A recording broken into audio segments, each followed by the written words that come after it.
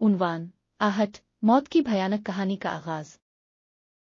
गांव का नाम था चांदनगर। ये एक छोटा और पुरसुकून गांव था जहां जिंदगी आसान और सादा थी। पहाड़ों के दामन में बसा ये गांव कुदरत की खूबसूरती का अक्स था।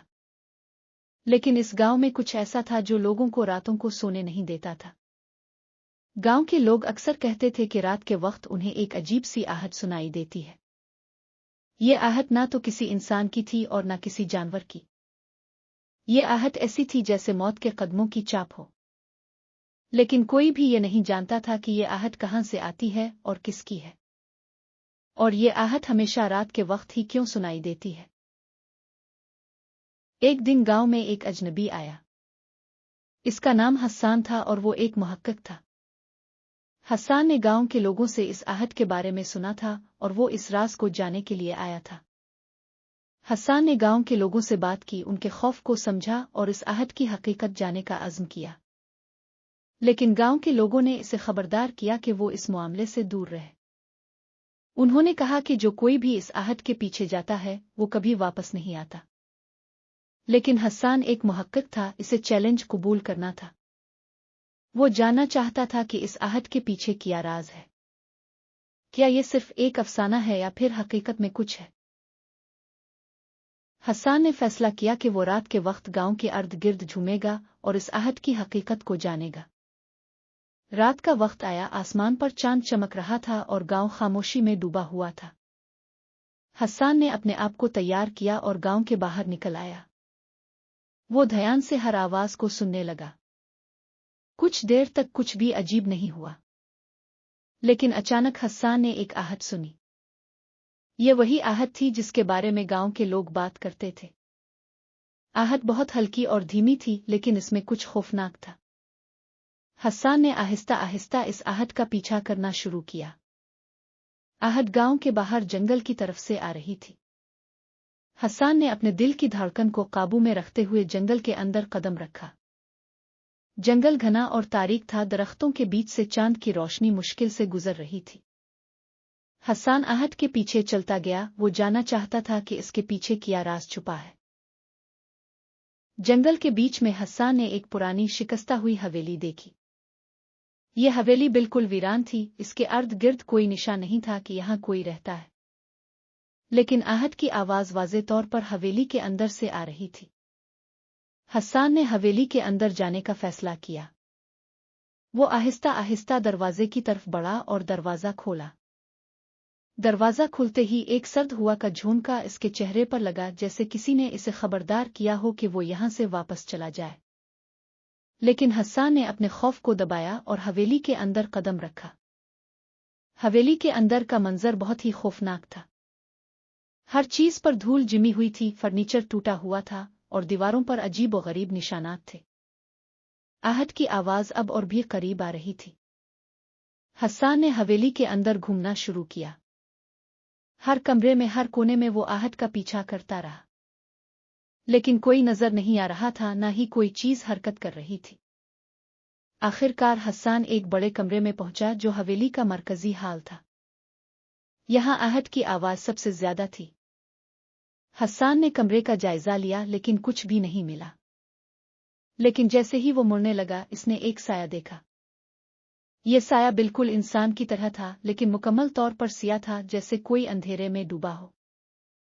हस्सान का दिल जोर से धड़कने लगा। ये कोई आम साया नहीं था, ये कुछ और ही था। साया आहिस्ता आहिस्ता हस्सान के करीब आ रहा था। हस्सान ने पीछे हटने की कोशिश की, लेकिन इसके पैर जैसे जमीन में जिम गए थे। साया हस्सान के करीब आ गया और उसने एक सर्द खौफनाक आवाज में कहा, तुम्हें यहां नहीं आना चाहिए था। हस्सान का दिल खौफ से लरज रहा था।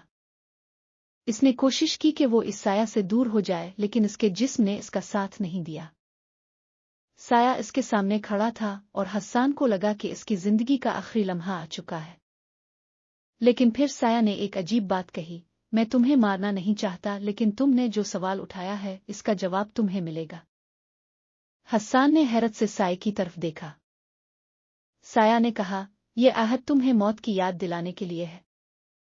ये वो लोगों की रूहें हैं जिन्होंने यहाँ बेगुनाह जान दी थी।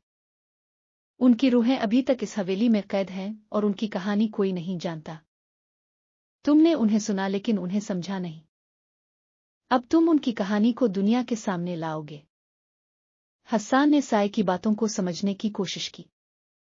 वो जान गया कि ये आहट दरअसल उन मजलूमों की पुकार है जो कभी यहाँ जिंदा दफन कर दिए गए थे। ये हवेली उनकी कब्रें हैं और उनकी रूहें अभी तक यहाँ कैद है।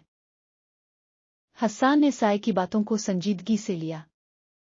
इसने हवेली के अंदर मजीद तलाश शुरू की और इसे एक पुराना कमरा मिला जहां कई लाशें दफन थीं। ये लाशें उन लोगों की थीं जिन्हें कभी यहाँ बेगुनाह कत्ल किया गया था। हस्सान ने उनकी कहानी को दुनिया के सामने लाने का फैसला किया। वो जानता था कि इसे ये कहानी दुनिया के सामने लानी होगी ताकि उन मजलूम रूहों को सुकून मिल सके। हस्सान ने गांव वापस आकर इस वाकये की रिपोर्ट लिखी और दुनिया के सामने पेश की। इसने इस हवेली के पीछे छुपे भयानक हकायक को बेनकाब किया और उन मजलूमों की कहानी को सामने लाया जिन्होंने वहां अपनी जिंदगियां खो दी थीं। इस रिपोर्ट के बाद हुकूमत ने इस हवेली को मिस्मार कर दिया और वहां एक यादगार कायम की। हस्सान की रिपोर्ट ने लोगों को चौंका दिया और उन्हें याद दिलाया कि माजी को भुलाया नहीं जा सकता। माजी के ये मजलूम लोग आज भी हमारे दरमियान हैं और उनकी रूहें तब तक सुकून नहीं पाएंगी जब तक हम उनकी कहानी को भला नहीं देते। हिस्सा 7 इख्तिताम।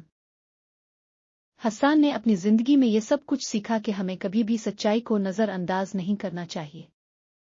हमें उन लोगों की यादों को जिंदा रखना चाहिए जिन्होंने अपनी जिंदगियों को खो दिया और उनकी कहानियों को हमेशा के लिए जिंदा रखना चाहिए। आहट की कहानी हमें याद दिलाती है कि मौत की भयानक हकीकत को कभी नज़रअंदाज नहीं किया जा सकता। ये कहानी हमें सिखाती है कि हमें हमेशा हकायक का सामना करना चाहिए और उन लोगों की यादों को जिंदा रखना चाहिए जो कभी हमसे जुदा हो चुके हैं। और शायद अगर हम उनकी यादों को जिंदा रखें तो वो आहट जो हमें डराती है आखिरकार खामोश हो जाएगी। ये कहानी हमें सिखाती है कि हमें माजी को कभी भूलना नहीं चाहिए। हमें उन लोगों की कुर्बानियों को याद रखना चाहिए जो कभी हमारे लिए अपनी जिंदगियां खो चुके हैं। ये कहानी हमें याद दिलाती है कि हकायक को सामने लाना हमेशा जरूरी है ताकि मजलूमों की रूहें सुकून पाएं।